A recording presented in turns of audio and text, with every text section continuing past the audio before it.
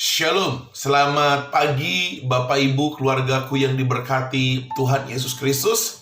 Firman Tuhan pagi ini saya ambil dari kitab Pengkhotbah pasal 3 ayatnya yang ke-11. Demikian firman Allah.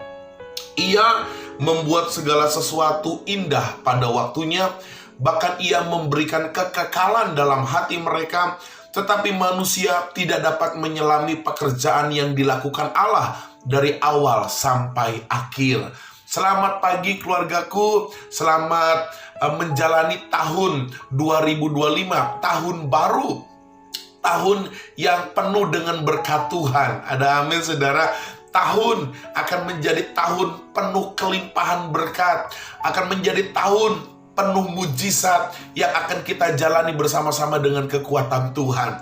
Saya secara pribadi dan keluarga mengucapkan selamat tahun baru buat keluarga Ephata dan seluruh anak-anak Tuhan, seluruh kita yang hadir, baik secara online, bahkan mungkin di rumah kita masing-masing. Maka terimalah damai sejahtera dari Allah, berkat Allah yang melimpah.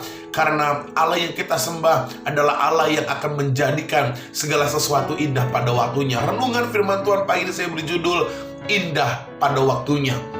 Bapak Ibu, tahun 2025 memang akan menjadi tahun misteri. Kenapa saya mengatakan demikian? Karena kita tidak tahu apa yang akan terjadi ke depan.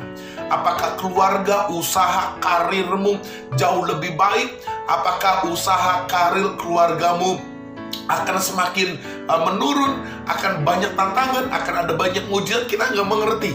Tapi pagi ini saya mau bilang saudara, dengan iman kita berkata bersama-sama dengan kekuatan Tuhan, maka Allah akan menjadikan segala sesuatu indah pada waktunya. Konsep indah yang kita mengerti beda dengan konsep indah yang Allah mengerti.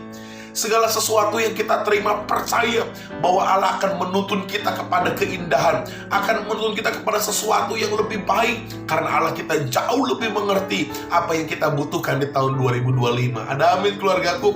Dari Pengkhotbah pasal 3 ayat 11, saya mendapati ada 3 fakta kebenaran tentang bagaimana kita menjalani tahun 2025 ini saudara. Yang pertama, di ayat 11 bagian terakhir, ia membuat segala sesuatu indah.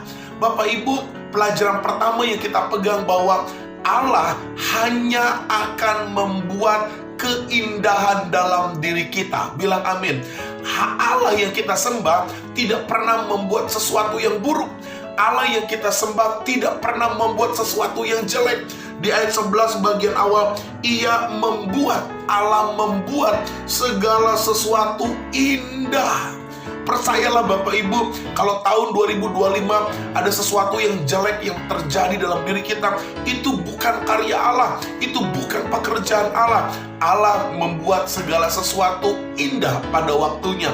Hanya ada rancangan yang indah, hanya ada keindahan demi keindahan yang Allah siapkan bagi kita. Lalu yang kedua saudara, bahkan ia memberikan kekekalan dalam hati mereka.